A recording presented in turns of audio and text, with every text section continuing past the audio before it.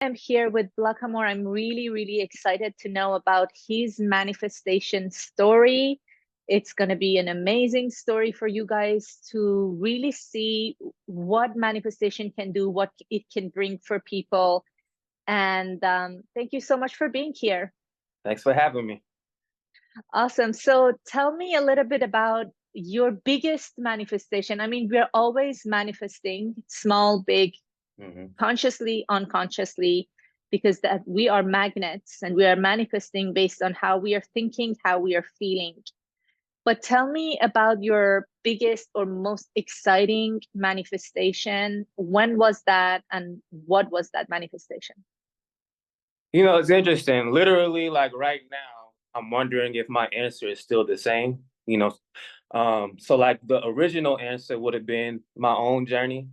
Over 7 years ago, I was almost 100 pounds heavier than what you see now. I should have been on blood pressure medicine. I was being told to start getting on diabetes. I was pre-diabetic, wasn't technically diabetic yet, but both of my parents had diabetes. So I'm being told it's genetic and things like that. My cholesterol was high. And kind of long story short, we could dig into it a little bit more through the episode. But long story short, I lost 60 pounds in 60 days. I ended up not needing to take any blood pressure medicine. And my cholesterol was fine. No longer pre-diabetic, no none of that. So I was kind of shared that story on my social media, just showing my before and afters. People asked if I did personal training and things like that. First, I told them no because I didn't know what I didn't know about it.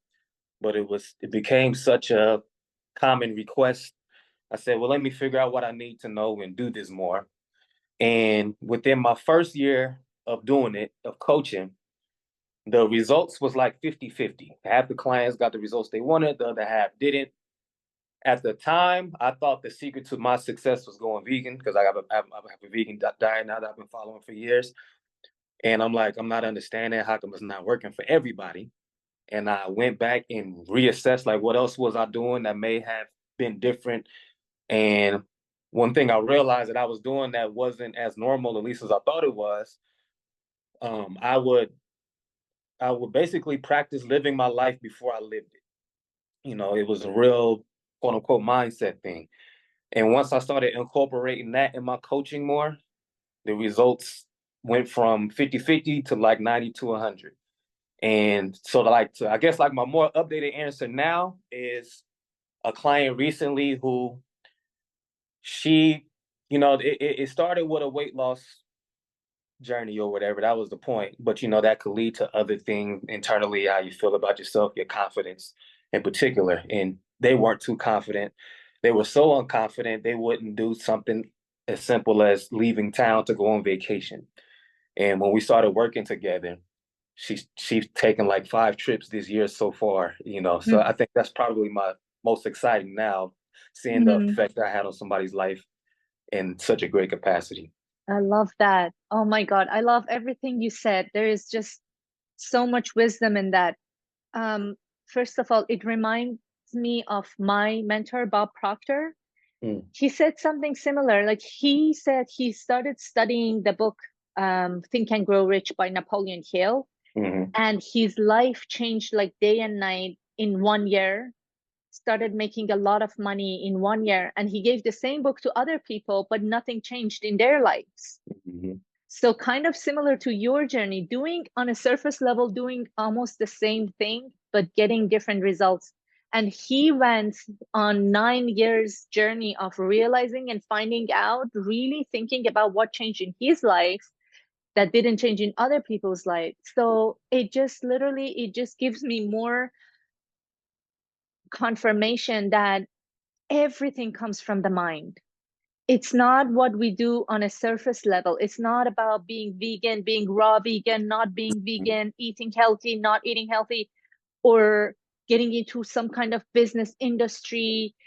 It's not about the things we do on a service level. It's not about the actions. It's about I call it the hidden world, Mm.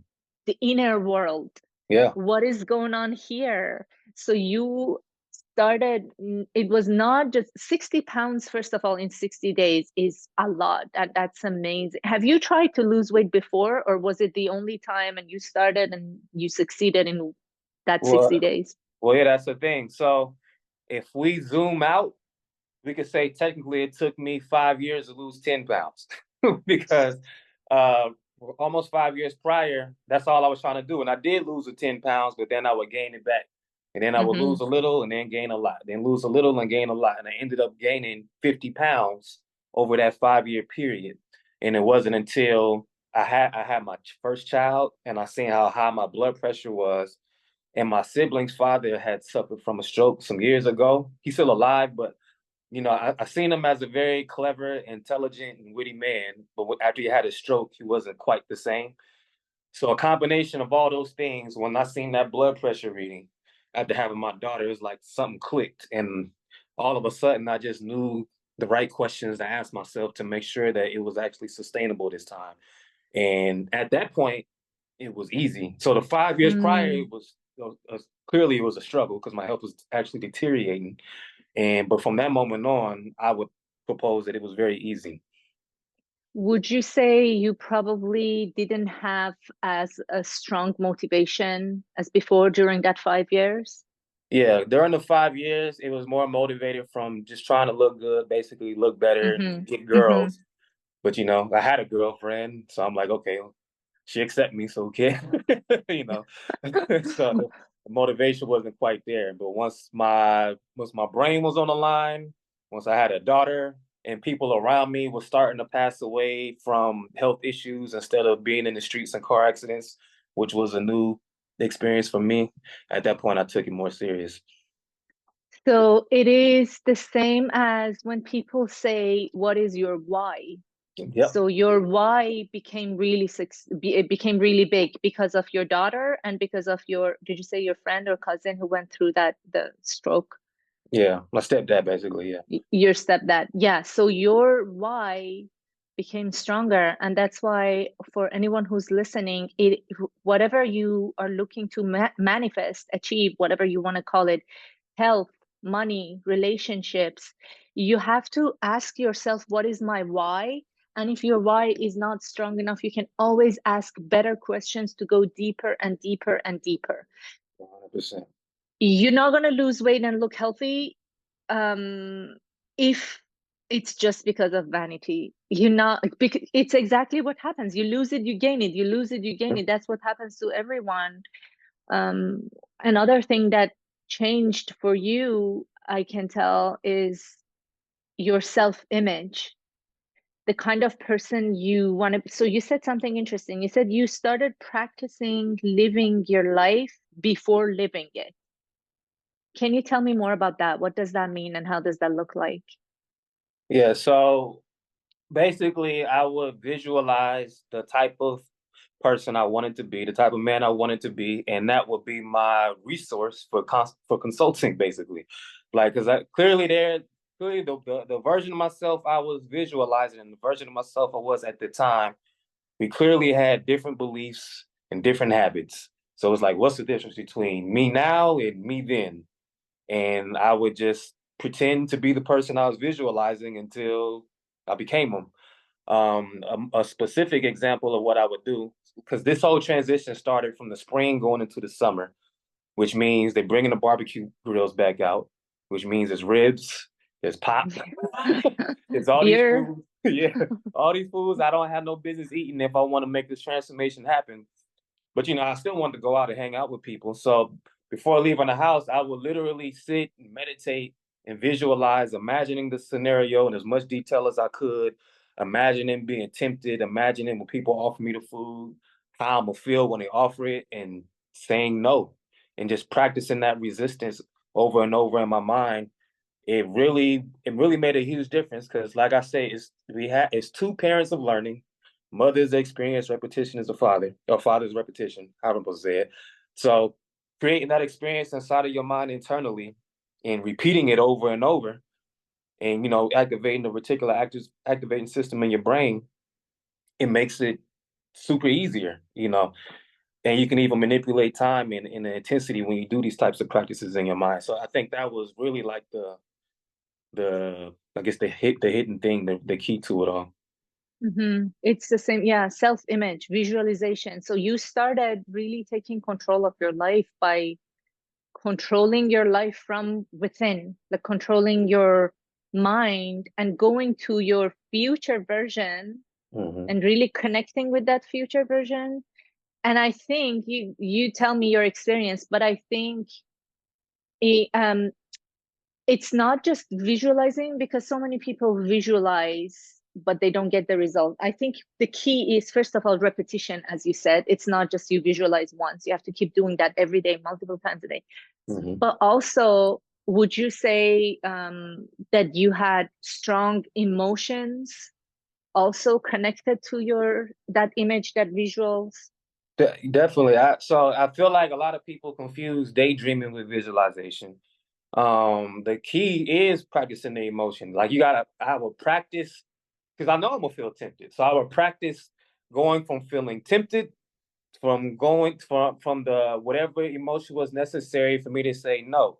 And what's gonna make you want to say no? Well, why are you doing this? And it goes back to like the why. Why am I doing this in the first place? And I would think of when I seen him on the floor after he had his stroke and link those activities together in my mind over and over and over. So now when I see fried chicken wings, I see a stroke on the Mm, floor. mm-hmm, And mm-hmm. so it becomes very easy. I don't know if you're familiar. I'm pretty sure you are. I think they did some type of study with to help people stop smoking cigarettes by like I forget exactly how they did it, but they would like have them smell like a rotten egg and then put the cigarette in front of Yes, them. And, yes. I think they get people into some sort of state of hypnotism, mm-hmm. kind of, or get to that different brain Yeah, the wavelength. alpha And wave state or the theta wave state. yeah, and then it's connecting something disgusting with a habit that Mm-hmm. you want to replace. Exactly. Yeah, it works perfect. Mm-hmm. Most Yeah. definitely. And so I'm curious, where did you come up with doing all these things? Like, what was your inspiration? How did you think about visualizing, thinking about your future self? Was that you? Did you have any inspiration? Well, that's interesting because I would have thought I made all this stuff up until I like look out and say, "Oh, hey, put it together way better than I did." What I can say is, I was first introduced to meditation because I came up in a Christian family, and we would this meditation taught in there. I also used to spend a lot of time in school suspension, and that's like a scripture that stuck to me when Jesus said to meditate on it day and night. So that was like the first meditation seed. Then I had read this book called The Meta Nature. I'm not sure if you heard of it, and it talks about how utilizing meditation to get into what they call the subjective realm, and that's where all of the chaos and all the knowledge that's unorganized and stuff is, and you can kind of go into that realm and extract the ideas and create these new ideas. So I would just sit and meditate and play with that in my mind, and I kind of realized like your mind is like really a playground. If you spend enough time there, you can really discover an unlimited amount of things. So it was probably the Bible and the meta nature probably led to that. And then recently, as more people put their stories online, I kind of borrow more ideas from that. As far as specifically imagining the greatest version of myself, I don't remember who I remember hearing somebody say that and using him for a source of inspiration, like to put that image in your mind. And I decided to practice it over and over, and I guess it worked. It worked perfectly. And I love when you mentioned meditation, because a lot of people have so much resistance when it comes to meditation. I think because they don't understand the whole purpose of meditation. I think people think you have to get to the state of no thought at Mm-hmm. all, which is eventually, yes, that would be great, but that's not the whole purpose of meditation. The whole purpose of meditation, to me at least, Mm-hmm. is to become familiar with your thoughts. Because the mind, you have, I don't know how many, 60,000 thoughts a day, I think, or an hour. I don't know. There's so many thoughts. The mind is, internal dialogue is constantly going on. Um, and we are not aware of that. because we are not paying attention to it.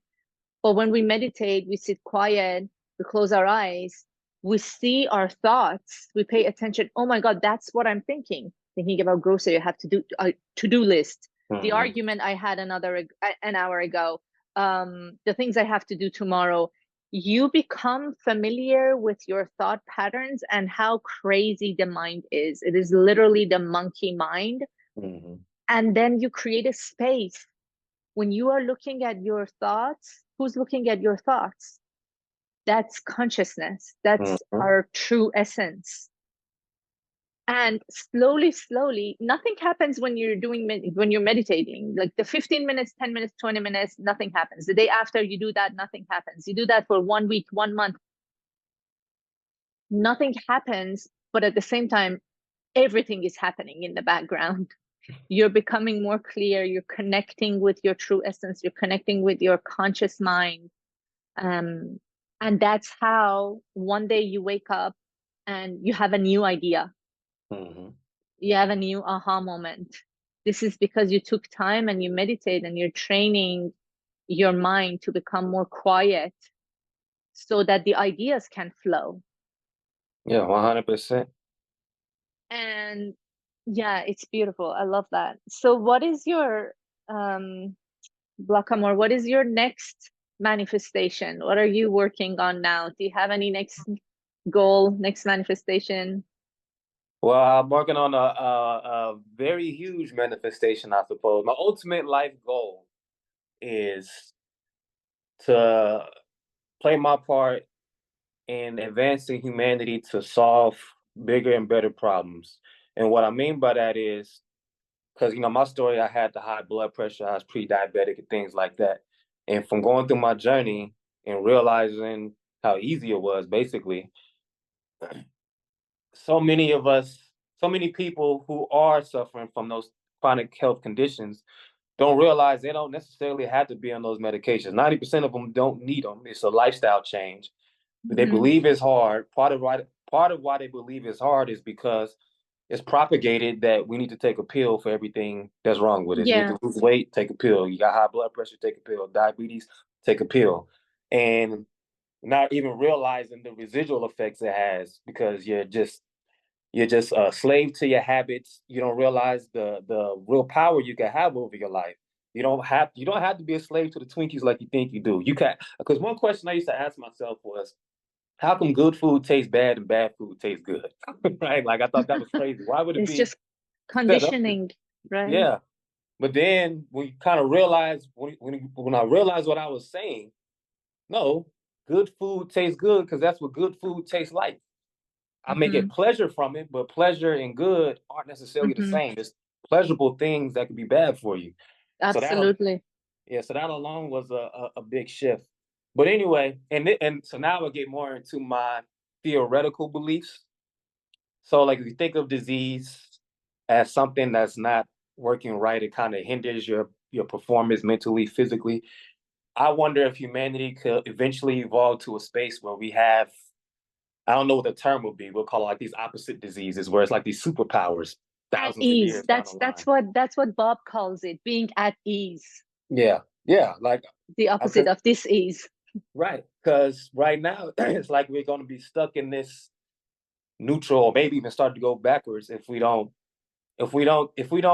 keep this, if we don't do what we really need to do to get rid of the problems we had that we're more than capable of getting rid of, so we can graduate to better problems that we can solve moving forward.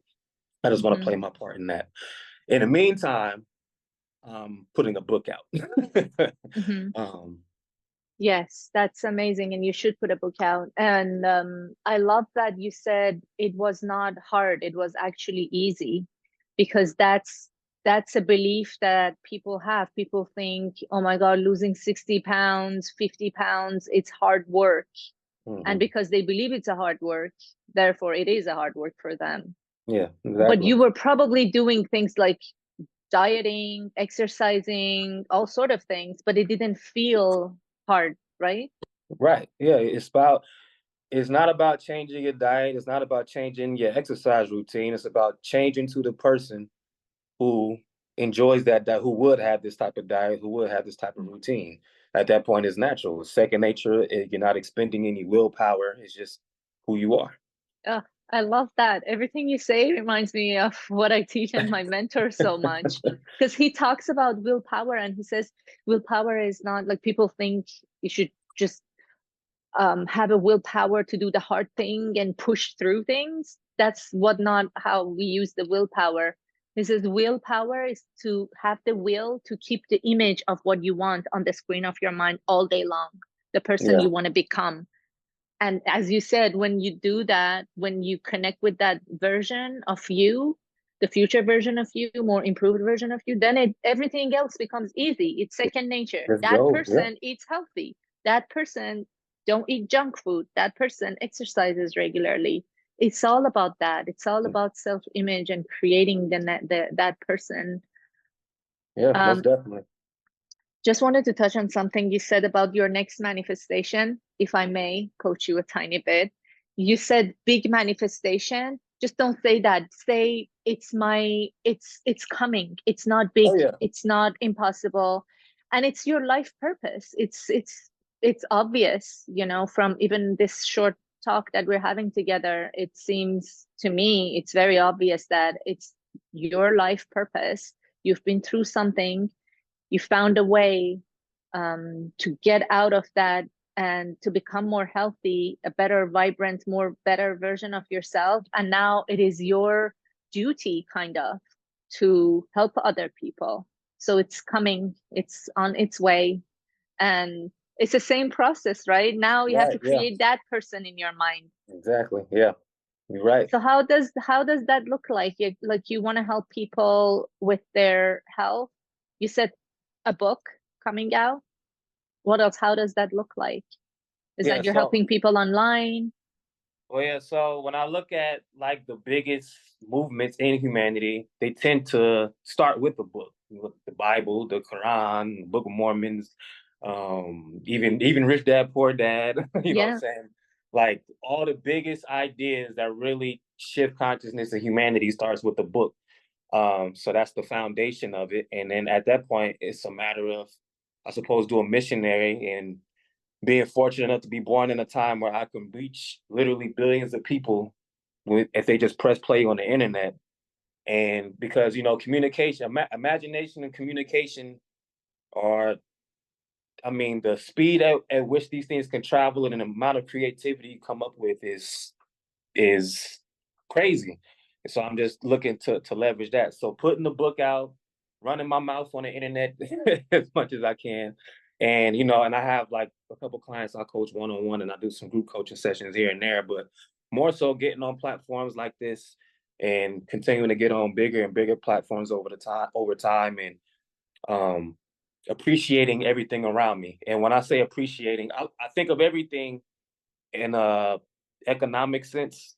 So when I say appreciating everything around me, I like literally mean like appreciating its value in any type of way I can, because the more things around me is appreciated, by default I get appreciated and it helps get everything. It's an exponential effect.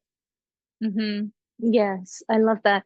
I want to help people with manifesting more because it's my YouTube channel is all about manifestation. We talked about a few things, but what would you say if someone's new to manifestation or they think they haven't mastered it yet? What are the few things, let's say probably like two, three things that you think they're very important and crucial to learn and to master when it comes to manifestation? The first thing I always like to do is the visualization, and the why. The reason, like, so for example, even with the why, some clients I've coached, we have literally, for some of them, we've literally spent months just trying to discover a why that's strong Mm-hmm. enough. Mm-hmm. I've discovered that a lot of people, they don't really want what they think they want. It's like they've been programmed to think they want these things. Like I ask, like, so why you want to do this? I just want to be healthy. Yeah, but why? I don't know. It like stops there. like, Everybody like wants to be healthy, like the same as everybody wants to be wealthy, but not yeah, everybody is healthy or wealthy. right. So, So yeah, so like why? Use the health, the yeah. leverage to do what? Individual, like even yesterday. I was coaching somebody and I was having them do the visualization. Like I say, it can be confused with just daydreaming. And build, keep adding details and build on that image that you have. Make it as potent as you possibly can and connect with it emotionally. Like that, That's the key. you got to connect with it emotionally. Like I that's really, like, if I could just tell everybody one thing, it's probably that. Because so something I used Love to that. do before I kind of transitioned into more of the mindset piece, when I was just pure exercise and nutrition, I would ask clients these two questions. I would say, after I teach them, I break down the nutrition and the amino acids and why the squat does this, some biomechanics and all of this. I would ask them, like, how knowledgeable do you feel like as far as achieving your goal? And they'll say, oh, like 8 or 9 after learning from you. I say, okay, cool. How confident do you feel that you're going to actually achieve your goal? Maybe about 5 or 6. If Wow. you know this much, why don't you feel like it could happen? Right. Because what I could tell you was this: once I seen my blood pressure, I didn't know what I was going to do, but I knew I was going to make it happen. My confidence was on a 10, but my knowledge was, at the time, was on a 1, which tells me that that's much more important than the details. Oprah Winfrey could tell you what she did step by step to make her $1 billion. That don't mean it's going to work for you. You know, you got to have that. It's going to happen no matter what, and believe. You just got to believe it. Yeah, it's not about knowledge, it's about belief. You got it absolutely right.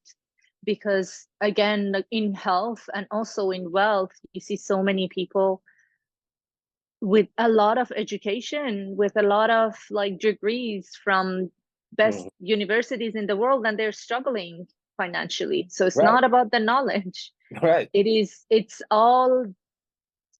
all starts from the hidden world, from the internal world, from your thoughts, what you believe, what kind of person you think you are. And you're absolutely right to connect with your self-image, the vision of the person you want to be emotionally, because that's how we attract. 100%. I love that, Blackamore. How do people connect with you now if someone is going through some like they want to lose weight or want to get into some coaching with you? How do they find you? What do you offer? Yeah, you can just go to blackamore.com. I'm on all of your favorite social media platforms, and on all of the on TikTok, Instagram, YouTube, whatever. I have a link on my profile that you can fill out as an application to work with me, and from there we'll do a call and see if it makes sense for you to do group, one-on-one, or maybe just some material. But yeah, just go to any one of my social media profiles, click the link to apply, and we figure out what's best from you at that point. Beautiful. I love that. Thank you so much for your time. Can't wait to see your book coming out soon. Thanks for having me. Best of luck. Thank you so much. All right, take care.